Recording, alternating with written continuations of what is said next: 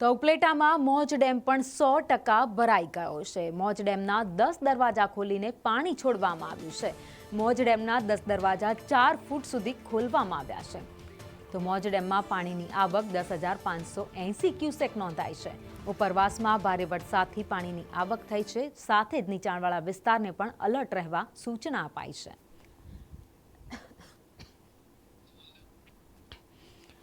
તો રાજકોટના ઉપલેટામાં અત્યારે ગઢાળા અને મુજીરા નજીક આવેલ મોજ ડેમ જે 100% ભરપૂર ભરાઈ ગયો છે। મોજ ડેમમાં ઉપરવાસમાં થયેલા ભારે વરસાદને કારણે પાણી સતત આવી રહ્યું છે। ડેમના દરવાજા પણ ખોલવામાં આવ્યા છે।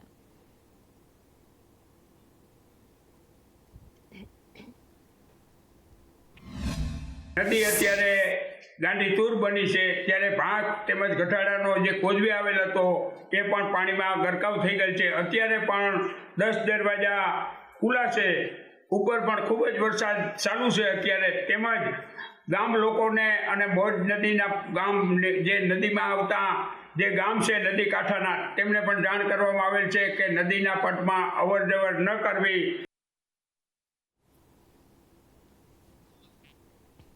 તો નદીના પટમાં અવરજવર ન કરવા માટે તંત્ર તરફથી સૂચના આપવામાં આવી છે, કારણ કે જે ધસમસતો પાણીનો પ્રવાહ છે એ અવિરત વહી રહ્યો છે। ડેમના દરવાજા પણ ખોલવામાં આવ્યા છે। મહી નદીમાં તેનું પાણી છોડવામાં આવ્યું છે, જેથી કરીને નદીના આસપાસના પટના જેટલા પણ વિસ્તારો છે તેમને કડક સૂચના અપાઈ છે કે કોઈ પણ વ્યક્તિ નદીના પટમાં જવાનો પ્રયત્ન ન કરે, કારણ કે જે રીતે પાણીનો પ્રવાહ આવી રહ્યો છે આસપાસના વિસ્તારો પણ તેનાથી પ્રભાવિત થઈ શકે છે।